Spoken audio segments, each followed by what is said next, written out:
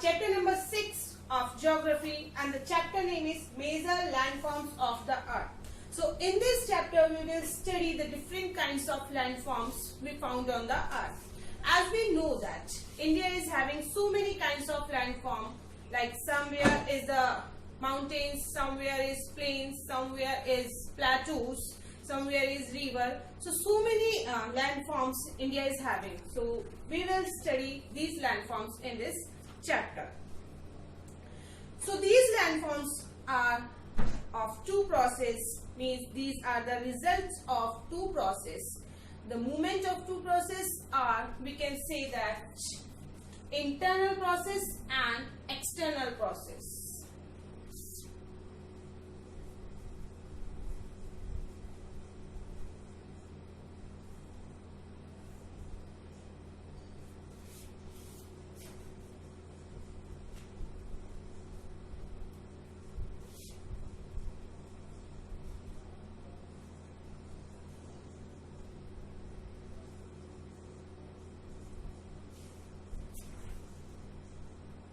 Okay, so these landforms means that landforms we found on our earth, these are making by the two process, internal and external process. So as we know that like we have seen today, seven continents are Asia, Europe, Africa, South America, North America, Australia, Antarctica. These are previously combined together. Combined together, they will be known as supercontinent or Pangaea. Previously, ये सभी combined थे और उस time हम इनको कहते थे supercontinent और Pangaea. But due to these two type of forces, ये two type of forces जो हुए, इनके थ्रू धीरे-धीरे ये अलग हो गए आपस में और 7 continents में हमारे डिवाइड हो गए. तो ये जो थ्योरी थी हमारी, जिसमें ये बताया गया था कि पहले एक ही थे, पूरा पार्ट टुगेदर था, बाद में धीरे धीरे ये सेपरेट हो गया.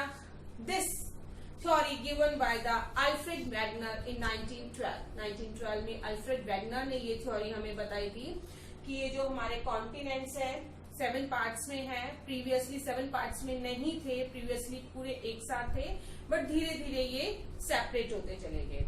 तो टुडे आल्सो, कि आज भी जिस लैंड पे हम खड़े हैं, इट कंटिन्यूअसली मूव, ये कंटिन्यूअसली मूव कर रही है because of the मॉल्टन magma inside the earth. आगे चैप्टर में हम पढ़ेंगे, क्लास 7th में जब हम जाएंगे, कि अर्थ की जो होती है 3 लेयर्स होती है. Earth we can divide into 3 layers. Like onion, you can see the onion. Onion is having so many concentric layers. Like that same way, we can divide earth into so many layers. But broadly, we can divide it into 3 layers. So first layer, that is the crust. Second layer is mantle, and third layer is core. So we live on crust layer. This is the lithospheric plate, and we live on that crust layer. Means we are not living inside the earth, we are living top of the earth, outside the earth. Earth का जो बाहर वाला part है, हम इस पे रहते हैं. Now one question comes in your mind. एक क्वेश्चन आपके माइंड में आएगा, अगर हम अर्थ के ऊपर रहते हैं, अर्थ के अंदर नहीं रहते, so why we are not falling down? हम नीचे क्यों नहीं गिरते हैं? So the reason behind is the gravitational force. Due to the gravitational force, अर्थ जो है हमें अपनी साइड अट्रैक्ट करती है और हम यहाँ पर इजीली रह पाते हैं.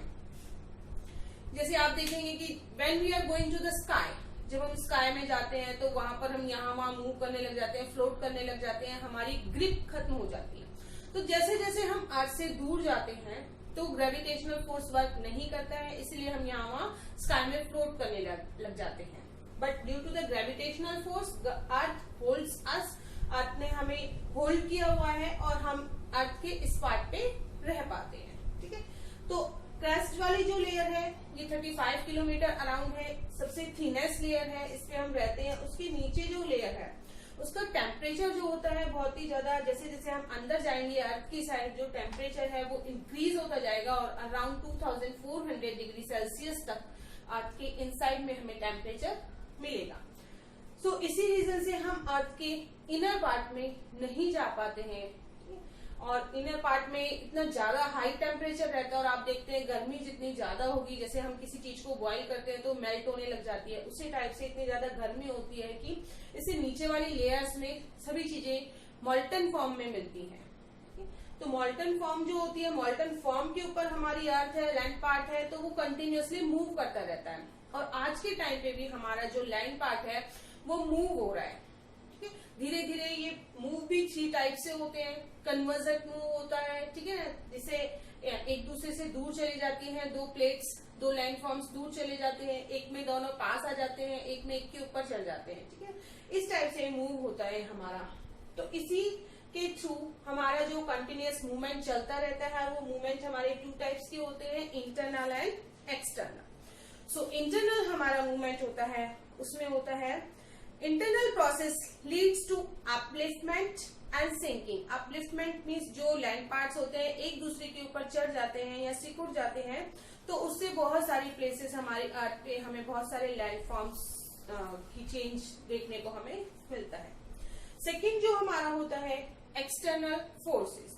तो एक्सटर्नल फोर्सेस जो होता है continuously wearing and rebuilding the land surface. Wearing क्या मीन्स होता है, when the surface is moving, when the surface is eroded, erode का मतलब होता है जैसे कोई चीज जहां पर है उसको वहां से हटाना, रिमूव करना, ठीक है, जैसे हम कहते हैं रिमूव इट, इसको यहाँ से हटा दो, तो रिमूव करना होता है हमारा इरोजन। और we can say the wearing away of earth surface, और जब हमारी अर्थ सरफेस को वहां से हटाया जाता है, मीन्स जो लैंड होती है वो वहां से रिमूव होती है धीरे धीरे, उसको हम कहते हैं रिमूविंग और इरोजन। और जो हमारे एक्सटर्नल फोर्सेस हैं इसी के थ्रू बने हैं, इसी के थ्रू वियरिंग जो हमारी अर्थ सरफेस है कंटिन्यूअस उसका वियरिंग हो रहा है, मीन्स उसको वहां से हटाया जा रहा है, एंड रीबिल्डिंग, उसके अलावा रीबिल्डिंग हो रहा है, या तो हटाया जा रहा है या रीबिल्ड हो रहा है, ठीक है ना। तो ये एक्सटर्नल फोर्सेस हैं उसमें हमारे 2 टाइप्स के फोर्सेस वर्क करते हैं, एक तो हम कहते हैं इरोजन और सेकेंड वन होता है deposition.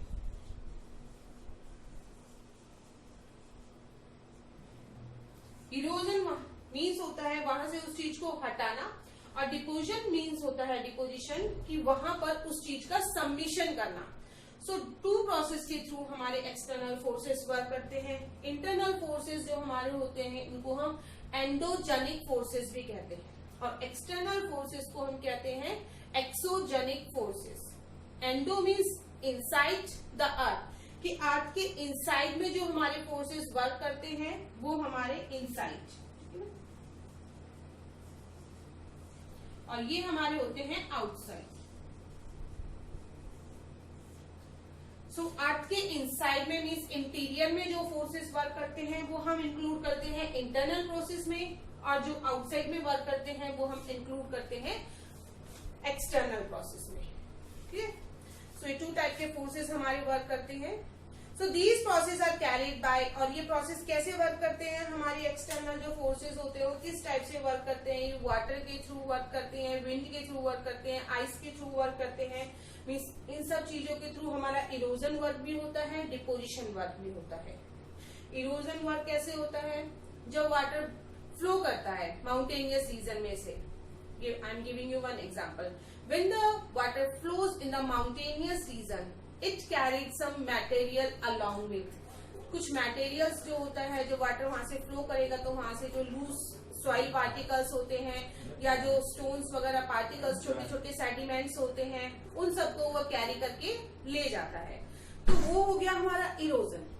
When the water flows in a low lying area or plain area, जब वाटर प्लेन एरिया में फ्लो करता है तो वहां पर पानी की स्पीड कम होने की वजह से, स्पीड ज्यादा थी माउंटेनियस सीजन में, स्लोप्स खड़े थे, अपने साथ सब कुछ बहा के ले आया। जैसे आप एग्जांपल लीजिए, आप एक glass full of glass water ले लीजिए, उसमें आप कुछ सैंड पार्टिकल्स डाल दीजिए और जोर से गिलास को हिलाइए और ऊपर से जोर से डालिए आप, तो पूरा जो मिट्टी है पानी के साथ आ जाएगा। लेकिन आप देखेंगे जब आपकी फर्श पे जो पानी गिरा है, पानी का फ्लो क्या हो गया, ऊपर से आपने डाला, बहुत स्पीडली था पानी का फ्लो, आपने जो ऊपर से डाला तो धीरे धीरे पानी का जो फ्लो था वो स्लो हो गया। जो फ्लो स्लो होने की वजह से पानी ऊपर से बह जाता है और नीचे जो मिट्टी थी वो वहीं पर आके सेटल डाउन हो जाएगी। तो ये वर्क जो हुआ that is the deposition work. तो इस टाइप से हमारे इरोजनल और डिपोजिशनल वर्क किस किस के थ्रू होता है, विंड के थ्रू, वाटर के थ्रू, आइस के थ्रू। तो इन्हीं बेसिस पे ये जो डिफरेंट लैंड फॉर्म्स हैं हमारे, इन्हीं बेसिस पे हमारे डिफरेंट लैंड फॉर्म्स क्रिएट होते हैं एलिवेशन बेस पे। तो एलिवेशन बेस पे सबसे पहले हम अपने लैंड फॉर्म्स को डिवाइड करते हैं।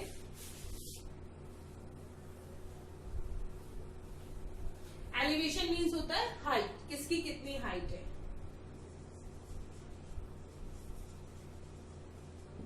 तो एलिवेशन बेस पे हमने डिवाइड कर दिया अपने लैंड फॉर्म्स को, माउंटेन,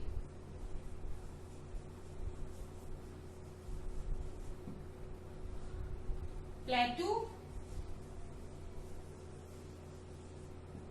एंड प्लेन्स।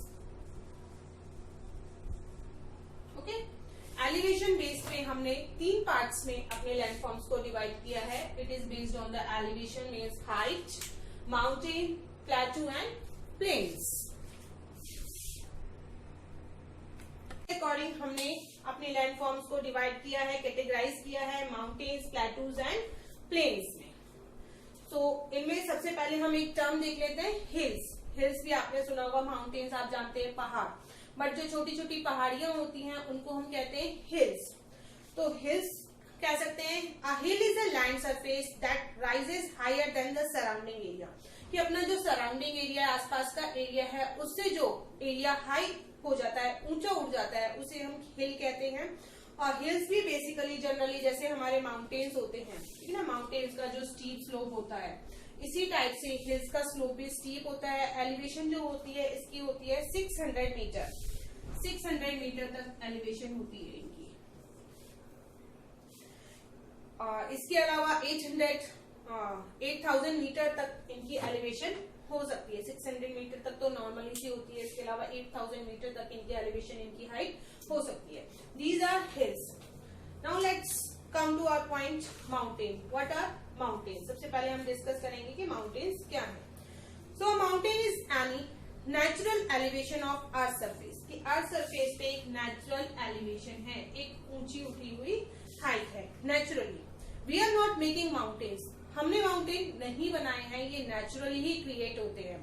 तो नेचुरली हमारी अर्थ सरफेस पे एक एलिवेशन है, और ये जो माउंटेन्स होते हैं स्मॉल समिट होता है, ब्रॉड बेस होते हैं। आप देखेंगे कि ऊपर से जो टॉप होता है वो कम एरिया में होता है, लेकिन नीचे से जो एरिया होता है वो बहुत ज्यादा एरिया में हमारे फैले हुए होता है। So it considerably higher than the surrounding area, same जैसे हमने हिल्स में पढ़ा था कि अपने जो एरिया है उससे हाइट पे होते हैं, ये हायर होते हैं। और ये माउंटेन जो हमारे होते हैं, in some places they are higher than the clouds, कुछ जगह पर हमारे क्लाउड से भी ये हायर हो सकते हैं। सो इन सम माउंटेन्स देयर आर परमानेंटली, कुछ माउंटेन्स ऐसे भी होते हैं जहां पर हमारी permanently frozen river of ice मिलती है। फ्रोजन मीन्स जमी हुई, ठीक है ना, जमी हुई रिवर मिलती है, कि बिल्कुल नदी है, बर्फ की नदी है, लेकिन वो जमी हुई है। That frozen river of ice we known as glacier, glacier हम उसको कहते हैं। So there are some mountains you can not see as they are under the sea. कुछ mountains हमारे sea के अंदर भी होते हैं जिन्हें हम देख नहीं पाते हैं, but they are also there. So since the slopes are steep, less land is available for farming. और in mountainous region it is very difficult to survive. Mountainous region में आप देखेंगे जो population होती है उसकी density बहुत कम होती है, बहुत कम लोग प्रीफर करते हैं कि माउंटेनियस रीजन में जाकर रहना। क्यों? क्योंकि माउंटेनियस रीजन में जो हमारे एक तो क्लाइमेट जो होता है एक्सट्रीम होता है, बहुत ज्यादा गर्मी वहां पर होती है। अगर बहुत ज्यादा हाइट पे हम रहते हैं तो उन एरिया पे हमारे बहुत ज्यादा ठंड होती है। नेक्स्ट थिंग, स्टीप स्लोप होता है। स्टीप स्लोप, इस टाइप का स्लोप यहाँ पर होता है, तो यहाँ पर घर बनाना बहुत ही डिफिकल्ट टास्क है। उसके अलावा ट्रांसपोर्टेशन भी यहाँ इजीली अवेलेबल नहीं हो पाता है, इसलिए हम कोई सामान यहाँ पर ले जा नहीं सकते हैं। तो यही रीजन है कि माउंटेनियस रीजन में आप देखेंगे बहुत ही लेस पीपल यहाँ पर सरवाइव करते हैं, बहुत ही लेस पीपल माउंटेनियस रीजन में रहना प्रीफर करते हैं। और mountain is when the mountains arrange in a line और रो, कि एक ही लाइन में बहुत सारे माउंटेन्स जब आपको देखने को मिले, बहुत सारे माउंटेन्स, ठीक है, एक ही लाइन में, एक ही सीक्वेंस में, that mountains we known as mountain range. Like you can see in Alwar, in Alwar also you can see Aravalli. आपको यहाँ से जो अलवर से अपने घर से आपको जो माउंटेन दिखाई देते हैं ये अरावली रेंज है। मीन्स एक ही लाइन में बहुत सारे माउंटेन्स कंटिन्यूअसली हैं, तो इसको हम कहते हैं रेंज।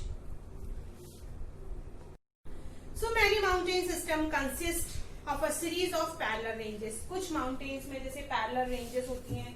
parallel ranges का means parallel आपने मैथ्स में एक टर्म पढ़ी हुई, एक के साथ एक बराबर चलती है, ठीक है ना। तो इस टाइप से बहुत सारे mountains हैं जिनकी parallel ranges भी होती है, एकदम parallel एक साथ चलते हैं और ये 100 किलोमीटर तक हमारी स्ट्रेच होती हैं। And the Himalayas, the Alps, Indus mountain, These are the ranges of Asia. Asia में जो हमारी रेंजेस है वो कौन कौन सी हैं? Himalayas, Alps and Andes. Europe and South America में भी हैं ये रेंजेस हमारे। तो mountains are vary in their height and shape. Vary means different होते हैं, अपनी हाइट इनकी सबकी सेम नहीं होती है। It is not compulsory, like we are not having the same height. आपका जो फ्रेंड है, आप है, आपकी साइज एक जैसी नहीं होती, आपकी हाइट एक जैसी नहीं होती है। उसी टाइप से माउंटेन्स भी वेरी करते हैं, उनका साइज अलग होता है, उनकी शेप अलग होती है। So there are 3 types of mountain. तो माउंटेन्स को हमने 3 टाइप्स में कैटेगराइज किया है। These 3 types are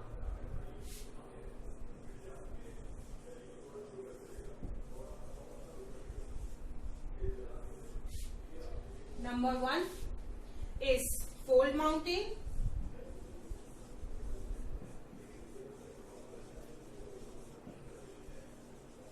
number 2 is block mountain,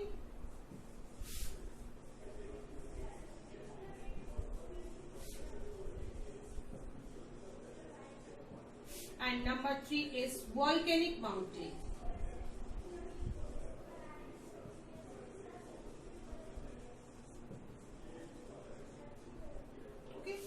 So in 3 types में हमने माउंटेन्स को डिवाइड किया है, fold mountain, block mountain and volcanic mountain. So the Himalayan mountain and the Alps, Himalayan mountains और जो एल्प्स माउंटेन है, these are the young fold mountain, ठीक है ना। इस टाइप के क्वेश्चन आपके आ जाते हैं कि यंग फोल्ड माउंटेन्स कौन सा है, तो हमारा हिमालय और एल्प्स जो माउंटेन है that is the young and fold mountains है।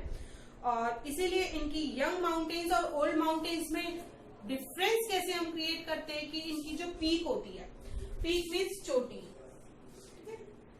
यंग और फोल्ड माउंटेन्स की जो हमारी पीक होती है दैट इज द पीक। कैसे डिफरेंशिएट करते हैं? यंग जो माउंटेन्स है इनकी जो पीक होती है बिल्कुल कॉनिकल शेप में होती है, शार्प होती है, और जो हमारे ओल्ड माउंटेन्स होते हैं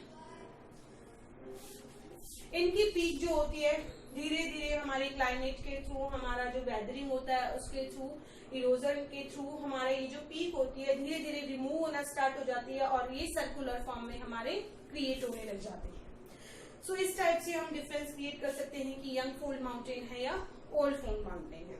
तो शार्प पीक नहीं है, इट मीन्स ये बहुत ज्यादा ओल्ड है। और ओल्ड का यंग का मीन्स ये नहीं है कि ये कल बने या परसों बने, 1 साल हुआ है, कई हजारों साल पुराने माउंटेन्स को भी हम यंग माउंटेन्स कहते हैं। So the Aravalli range in India is one of the oldest. हमारे यहाँ पर जो इंडिया में हम अरावली रेंज देखते हैं that is the oldest mountain range है ये हमारी। And the range has considerably worn down due to the process of erosion. Erosion के प्रोसेस के थ्रू कंटिन्यूअसली worn हो रही है, ऊपर से रिमूव होती जा रही है ये। And the Appalachians, Appalachians is North America and the Ural mountain in Russia. They have rounded feature. Rounded feature means circular, ऊपर से जो कॉनिकल है, जो शेप है, इनकी पीक है वो सर्कुलर फॉर्म में है। लो एलिवेशन, लो एलिवेशन मीन्स इनकी जो हाइट है वो भी थोड़ी कम है, ये बहुत ज्यादा ओल्ड माउंटेन है। तो धीरे धीरे जब माउंटेन्स पुराने होने लगते हैं तो उनकी हाइट भी कम होने लगती है। मीन्स अगर कोई एरिया इतना है, ठीक है, पुराना हुआ, ऊपर से इरोड, कंटिन्यूअसली इरोड हो रहा है, तो ये जो टॉप वाला पार्ट तो है इरोड हो गया, तो इसकी हाइट जो है हाइट इतनी कम हो गई। तो जितना ज्यादा ओल्ड माउंटेन होगा धीरे धीरे उसकी हाइट भी कम होने लग जाती है। Now let's we discuss the block mountains. Block mountains हम अब डिस्कस करते हैं।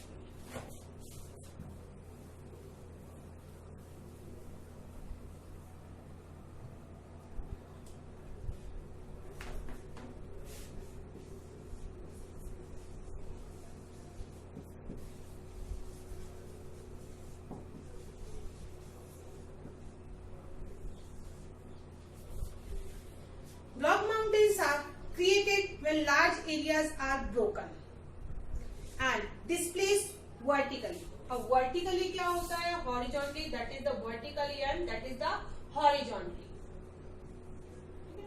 Vertically एकदम सीधा होता है। तो ब्लॉक माउंटेन्स जो हमारे होते हैं कैसे क्रिएटेड होता है? जब कोई लार्ज एरिया टूट जाता है और हॉरिजॉन्टली डिस्प्लेस हो जाता है, मींस सबमिशन हो जाता है उसका, सॉरी वर्टिकली उसका सबमिशन हो जाता है हमारा।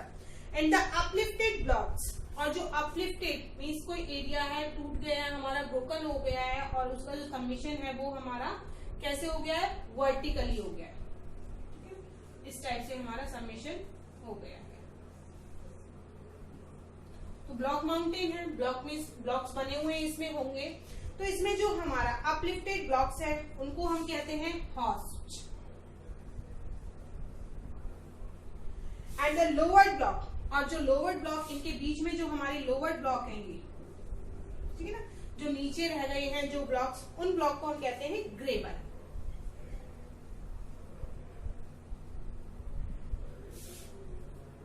So created large when a large area is broken and the submission as the vertical form, large area जब ब्रोकन होता है, जो सबमिशन होता है वर्टिकल फॉर्म में होता है, तो इस टाइप के ब्लॉक्स बन जाते हैं।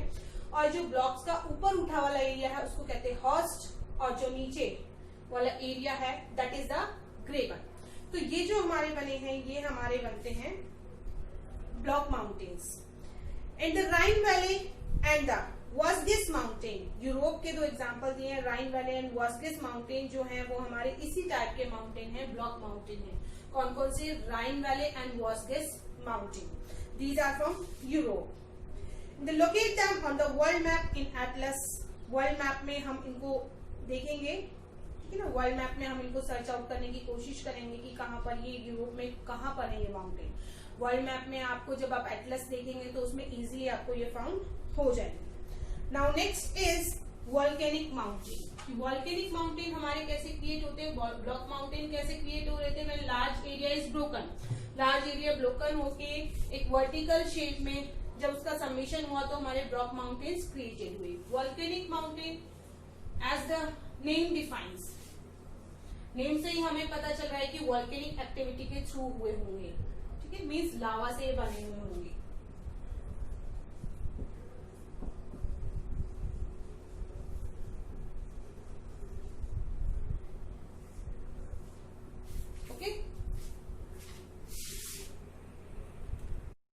सो वॉल्केनिक माउंटेन एज मैंने बताया कि नेम से डिफाइंड हो रहा है व्हेन एनी वॉल्केनो बर्स्ट और वॉल्केनो इरप्ट्स। जब कोई वॉल्केनो इरप्ट होता है तो उसके अंदर से जो हमारा मॉल्टन मैग्मा आता है, जब वो कूल डाउन होता है तो उस प्रोसेस से जो हमारे माउंटेन बनते हैं वो हमारे होते हैं वॉल्केनिक माउंटेन। और इसके एग्जाम्पल है हमारे माउंट किलिमंजारो, अफ्रीका में है mount Kilimanjaro, mount Fujiyama Japan में है, ये हमारे वॉल्केनिक माउंटेन के एग्जाम्पल हैं।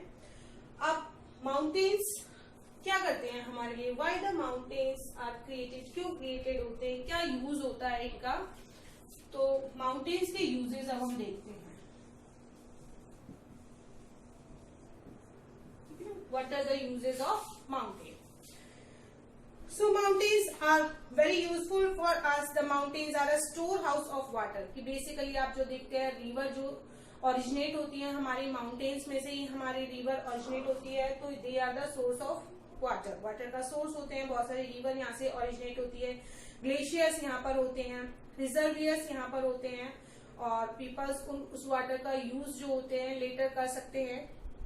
तो माउंटेन्स एज अ वाटर देखा जाए तो वाटर के लिए बहुत ही ज्यादा नेसेसरी है, क्योंकि यहाँ पर वाटर का स्टोर होता है। उसके अलावा mountains is also use for irrigation and generation of hydroelectricity.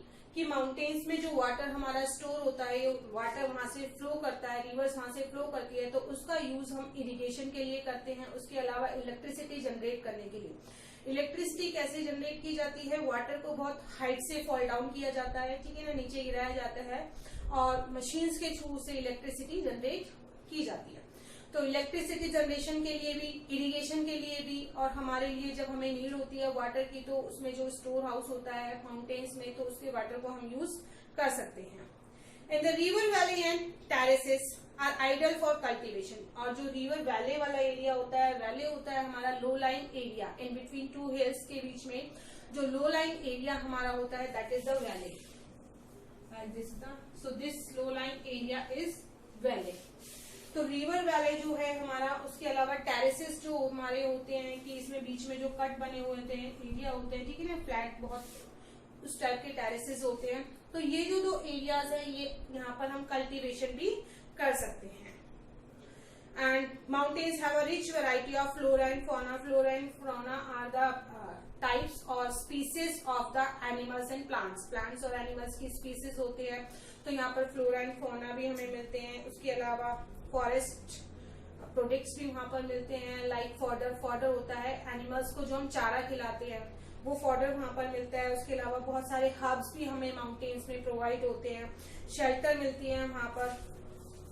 इसके अलावा गम है, रेजिन है। सो माउंटेन्स में बहुत सारी चीजें हमें प्रोवाइड होती है। वाटर होता है, मेडिसिनल हर्ब्स हमें प्रोवाइड होती है, फॉडर हमें प्रोवाइड होता है, एग्रीकल्चर भी हम वहां पर कर सकते हैं। हम अगर प्लेस नहीं है तो वहां पर हाउसेज भी बिल्ड कर सकते हैं। इसके अलावा टूरिस्ट के लिए बहुत आइडेलिक साइट होती है कि जब भी टूरिस्ट आते हैं तो ऐसी जगहों को देखना बहुत ज्यादा पसंद करते हैं। तो mountains are the idyllic site of the tourist also. Mountains की विजिट करने के लिए आते हैं क्योंकि उसकी ब्यूटी बहुत अच्छी होती है। उसके अलावा माउंटेन पे से पैराग्लाइडिंग बहुत अच्छी हो सकती है, तो पैराग्लाइडिंग वहां होती है, हैंग ग्लाइडिंग होती है, रिवर राफ्टिंग वहां पर होती है। तो इसके माउंटेन्स हमारे लिए बहुत ज्यादा यूजफुल हैं, ठीक है। So I hope you understand the mountains. Mountains we can categorize into 3 types: fold mountain, block mountain, and volcanic mountain. Let's come to the next topic, that is the plateau.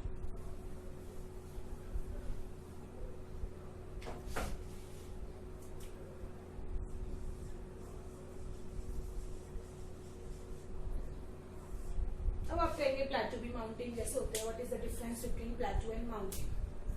कि mountains और प्लेटू में क्या difference हमारे होता है? Mountains जो होते हैं कॉनिकल पीक होती है उनकी, ठीक है ना, कॉनिकल पीक आपको देखने को मिलेगी। बट जो प्लेटूज हमारे होते हैं टेबल टॉप हाई लैंड, कि जैसे फ्लैट हमारी टेबल होती है, ठीक है ना, उसके 4 पाए होते हैं, उसी टाइप से जो हमारे प्लेटूज होते हैं उनका जो टॉप होता है टेबल की तरह फ्लैट होता है, ऊपर वाला part. So this is the difference between mountain and plateau. So plateau is an elevated flatland, एक तरह से ऊंची उठी हुई फ्लैटलैंड हमारी ये होती है, टेबल टॉप, टेबल लैंड की तरह होती है, अपने सराउंडिंग एरिया से हाई होती है। एंड प्लेटू में have 1 or more sides with steep slope, कि एक साइड से स्लोप हो सकता है या एक साइड से ज्यादा साइड भी इसका स्लोप हो सकता है ये। So the height of plateau often varies from few 100 meters, कि कुछ 100 मीटर तक इनकी जो हाइट होती है 100 मीटर तक होती है। एंड प्लेटूज लाइक माउंटेन्स में भी यंग, जैसे हमारे माउंटेन्स जो थे वो यंग थे, यंग माउंटेन्स भी होते हैं, फोल्ड माउंटेन्स भी होते हैं, उसी टाइप से हमारे प्लेटूज भी यंग भी होते हैं, फोल्ड भी होते हैं। और दक्कन प्लेटू जो हमारे इंडिया में है, इंडिया का जो साउथ वाला रीजन है हमारा, south part of India, that region, ये जो हमारा इंडिया का साउथ वाला पार्ट है, ठीक है ना, यहाँ पर जो हमारे इस एरिया में जो प्लेटूज मिलते हैं वहां पर हमारा है यहाँ दक्कन प्लेटू।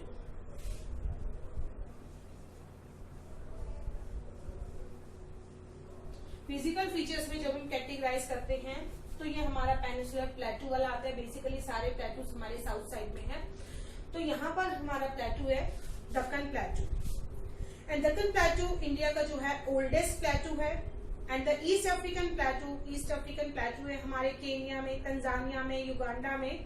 वेस्टर्न साइड में जो हमारे प्लेटूज हैं वो हमारे वेस्टर्न साइड में प्लेटूज हैं ऑस्ट्रेलिया में। And the Tibet प्लेटू is the highest प्लेटू in the world. Tibet प्लेटू जो है पूरे वर्ल्ड में हाईएस्ट प्लेटू और इसकी जो हाइट है that is 4000 to 6000 meters. Means sea level से हम ये हाइट मेजर कर रहे हैं और जो तिब्बत प्लेटू है पूरे वर्ल्ड का हाईएस्ट प्लेटू है और इसकी हाइट है 4000 to 6000 मीटर इसकी हाइट है। एंड प्लेटूज जैसे माउंटेन्स हमारे लिए बहुत यूजफुल होते हैं, plateaus also very useful for us. Plateaus भी हमारे लिए बहुत यूजफुल होते हैं।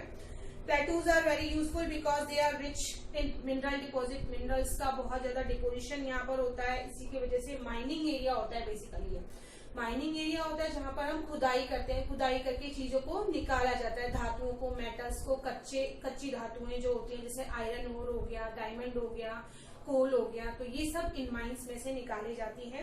तो ये माइनिंग एरिया होता है बेसिकली प्लेटूज में। बहुत सारे मिनरल क्वांटिटी यहाँ पर होती है। In the African प्लेटू is famous, और बेसिकली जो अफ्रीकन प्लेटू है अफ्रीका में, ठीक है, अफ्रीका में जो प्लेटू है African प्लेटू that is famous for gold and diamond mining. वहां पर गोल्ड और डायमंड माइन बहुत ज्यादा है। साउथ अफ्रीका में अभी हमने बात की थी कि साउथ अफ्रीका में जो हमारी साउथ अफ्रीका के किम्बरले में हमारी हाईएस्ट डिगिंग जो की गई है साउथ अफ्रीका की किम्बरले माइन के लिए की गई है और ये डायमंड माइन है। तो डायमंड और गोल्ड माइंस वहां पर है। And in India huge reserves of, India में जो हमारे मिलते हैं आयरन, कोल, मैग्नीज, ये सब हमारे मिलते हैं छोटा नागपुर प्लेटू में। ठीक है, तो छोटा नागपुर प्लेटू हमारे इस एरिया पर है। ठीक है, Chota Nagpur plateau. So in the plateau areas there are may be several waterfalls. Plateau areas में बहुत सारे वाटरफॉल्स होते हैं, रिवर वहां से फॉल करती है ग्रेट हाइट से, तो वहां पर हमारे बन जाते हैं waterfalls. And India Hundru fall, Chota Nagpur plateau में हमारे है Hundru fall. Which fall? Hundru fall. On the river Subarnarekha, कौन सी रिवर पे है ये? Hundru fall, Subarnarekha. And the Jog falls in Karnataka, Karnataka में जॉग फॉल है। ये वाटरफॉल के एग्जांपल्स हैं जो हमारे प्लेटूज में हमें देखने को मिलते हैं।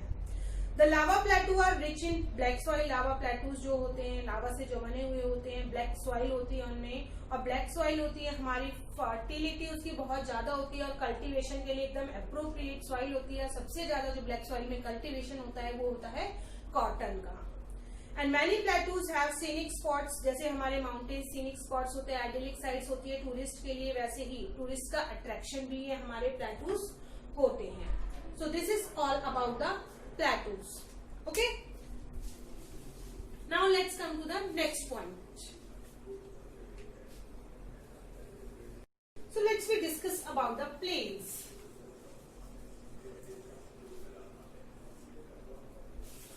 So plains are large stretches of flat land. Flat land का large stretch होते हैं ये, they are generally not more than 200 meter above. Basically इनकी जो height होती है 200 मीटर से above नहीं होती है sea level से। और कुछ जो plains होते हैं extremely leveled होते हैं, बिल्कुल flat होते हैं, ठीक है ना। Others may be slightly rolling and undulating. कुछ प्लेन्स जो होते हैं हमारे कुछ ऊंचे नीचे भी होते हैं कहीं कहीं से। ये नहीं है कि प्लेन का मीन्स है कि बिल्कुल ही फ्लैट होना। कहीं पर आप देखेंगे प्लेन एरिया जो होते हैं कहीं पर थोड़ी सी हाइट होती है, कहीं पर थोड़ी डाउन होती है, ठीक है ना। तो ऊपर नीचे उबड़ खाबड़ जिसे हम कहते हैं इस टाइप के प्लेन्स भी होता है। कहीं कहीं जो प्लेन्स होते हैं हमारे बिल्कुल फ्लैट रीजन पे होते हैं। मोस्ट प्लेन्स आर फॉर्म, ये जो प्लेन्स हमारे फॉर्म होते हैं ड्यू टू द रिवर्स। मैंने आपको बताया था कि अभी रिवर जो हमारी जैसे माउंटेनियस रीजन में से फ्लो करती है, ठीक है, माउंटेनियस रीजन में से जब फ्लो करती है तो अपने साथ बहुत सारे सेडिमेंट्स कैरी करके लाती है। When it enters into plain area तो इन सेडिमेंट्स को वहां पर डिपोजिट कर देती है। तो इस डिपोजिशन के थ्रू ही हमारे ये प्लेन्स क्रिएटेड होते हैं। तो डिपोजिशन के थ्रू जब माउंटेनियस रीजन में से रिवर आती है तो बहुत सारे मिनरल कंटेंट इनके साथ होते हैं। तो उस मिनरल कंटेंट की वजह से जो ये सॉइल यहाँ पर डिपोजिट होती है ये आलूवियल सॉइल होती है। बेसिकली आलूवियल सॉइल डिपोजिट करते हैं और ये बहुत फर्टिलिटी वाली सॉइल होती है। तो एग्रीकल्चर इस फील्ड में बहुत ज्यादा होता है क्योंकि एग्रीकल्चर के लिए एकदम सुटेबल सॉइल है, बहुत अच्छी क्वांटिटी में एग्रीकल्चर होता है। और जब एग्रीकल्चर इतना ज्यादा होता है तो बेसिकली जो मोस्ट पॉपुलेटेड एरिया होता है हमारा इंडिया का, जो मोस्ट पॉपुलेटेड एरिया है वो प्लेन्स के नियर ही होता है। प्लेन एरिया में हमारी बहुत सारी पॉपुलेशन रहती है। तो कैसे रिवर क्रिएट करती है? River flow down the slopes mountain and Erode them. जब स्लोप्स में से फ्लो करती है उनको इरोड करती है, अपने साथ मटेरियल कैरी करके लाती है। और ये जो कैरी क्या क्या करके लाती है, स्टोन है, सैंड है, सिल्ट है, और ये लो लाइन एरिया जो वैली वाला एरिया होता है, लो लाइन एरिया में इसको डिपॉजिट कर देती है। In this way the plains are form. बहुत फर्टिलिटी वाले होते हैं तो क्रॉप्स ज्यादा से ज्यादा ग्रो होती है। ट्रांसपोर्टेशन भी आप देखेंगे प्लेन एरिया में ट्रांसपोर्टेशन बहुत इजी होता है, तो यहाँ इजीली हमारे रेलवे ट्रैक्स डेवलप हो सकते हैं, रोड डेवलप हो सकते हैं, उसके अलावा एयरपोर्ट्स डेवलप हो सकते हैं। तो इसी रीजन से बहुत सारे पीपल्स यहाँ पर रहते हैं। तो लार्जेस्ट प्लेन्स जो है एशिया में कई लार्जेस्ट प्लेन्स हमारे हैं, उसके अलावा नॉर्थ अमेरिका में भी लार्जेस्ट प्लेन्स हैं। एग्जाम्पल है एशिया में the plains are form Ganga and Brahmaputra. India में जो हमारा गंगा ब्रह्मपुत्र प्लेन जो बनता है, उसके अलावा यंग्स है चाइना में। चाइना में भी बहुत बड़ा प्लेन एरिया यहाँ पर क्रिएटेड होता है। ये हमारे हैबिटेशन के लिए बहुत ज्यादा इम्पोर्टेंट है। बेसिकली जो हमारा हैबिटेशन होता है, हम लोग रहते हैं वो इन एरिया में रहते हैं, तो बहुत ज्यादा मीन्स डेंसली पॉपुलेशन इन रीजन्स में हमारे रहती है, क्योंकि यहाँ पर कल्टीवेशन भी इजी होता है, जैसे हमने डिस्कस किया। ट्रांसपोर्टेशन भी यहाँ पर बहुत इजीली हो जाता है। फर्टिलिटी वाली सॉइल होती है, जिससे हाई प्रोडक्टिव कलेक्टिविटी मीन्स बहुत ज्यादा क्रॉप्स की क्वांटिटी बहुत ज्यादा अच्छी यहाँ पर ग्रो होती है। इसके अलावा जो टेम्परेचर होता है, ये टेम्परेचर भी क्रॉप्स के लिए बहुत अच्छा होता है प्लेन एरिया में, तो क्रॉप्स इजीली यहाँ पर ग्रो हो जाती है। Now next topic is landforms and the people.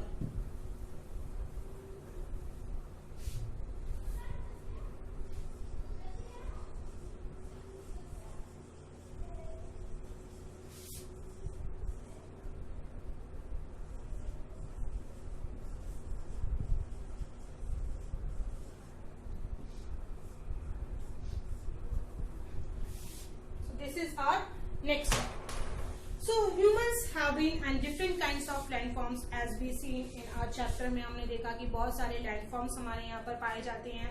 Different ways होता है रहने का। लैंडफॉर्म्स के अकॉर्डिंग हम अपनी प्लेस को सर्च करते हैं, ठीक है ना, देखते हैं कि कौन सी प्लेस जो है हमारे लिए सुटेबल होगी। इसी अकॉर्डिंग जो माउंटेनियस रीजन में हम देखते हैं कि माउंटेनियस रीजन में जो हमारी लाइफ होती है बहुत डिफिकल्ट होती है वहां पर सर्वाइव करना, क्योंकि वहां पर कल्टीवेशन के लिए बहुत ज्यादा स्कोप नहीं होता है, हाउसेस के लिए बहुत ज्यादा स्कोप नहीं होता है, क्लाइमेट हमारे अकॉर्डिंग नहीं होता है। उसके अलावा वहां पर सर्वाइव करना बहुत ज्यादा डिफिकल्ट होता है। कंस्ट्रक्शन जो होता है वो भी इजीली नहीं हो सकता है। तो रोडवे नेटवर्क है, रेलवे नेटवर्क है, वहां पर प्रोवाइड नहीं होता है। So in place provide much better condition, but जो प्लेन एरियाज होता है वहां पर हमें बेटर कंडीशंस मिलती हैं। इजीली हम क्रॉप्स ग्रो कर सकते हैं, हाउसेस बिल्ड कर सकते हैं, कंस्ट्रक्शन वर्क कर सकते हैं। इसके अलावा ट्रांसपोर्टेशन वहां पर इजी होता है। क्लाइमेटिक कंडीशन जो होती हैं वो भी वहां पर अच्छी होती हैं। और जो कुछ नेचुरल कैलेमिटीज होती है, जैसे अर्थक्वेक है, वॉल्केनिक इरप्शन है, स्टॉर्म होते हैं, तूफान हमारे होते हैं, ठीक है ना। उसके अलावा फ्लड्स हैं। ये तो wide spread means wide spread बहुत बड़े एरिया पे जो हमारा है वो डिस्ट्रक्शन करती हैं, जिसकी वजह से हमारा जो ह्यूज लॉस होता है लाइफ का, प्रॉपर्टी का, वो हमारा होता है। तो इसके लिए कुछ हमें प्रोटेक्शन के लिए कुछ हमें मेजर्स दिए गए हैं जो हमें फॉलो करने चाहिए। हमारे जो सराउंडिंग है उसको हमें प्रोटेक्ट करने के लिए हमें कम से कम डिफॉरेस्टेशन करना चाहिए। डिफॉरेस्टेशन हमारा होता है पेड़ों की कटाई जो है हमें कम से कम करनी चाहिए अपने एनवायरनमेंट को क्लीन रखने के लिए। And we use the land in a wasteful manner में, जो हम लैंड का यूज करते हैं उसको जबरदस्ती हम फॉरेस्ट को वहां से कटिंग कर देते हैं, पेड़ पौधे वहां से उखाड़ देती हैं, कंस्ट्रक्शन वर्क वहां पर करते हैं, 5 स्टार होटल्स बनाते हैं। तो इसकी वजह से हम बहुत सारे फॉरेस्ट को जो है डिस्ट्रक्ट कर देते हैं, उन्हें खत्म कर देते हैं।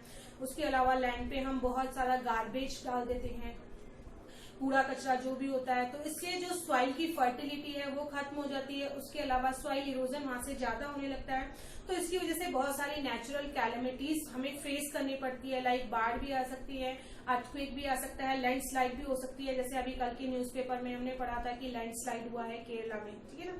तो इस टाइप के प्रॉब्लम्स हमें फेस करने पड़ सकते हैं।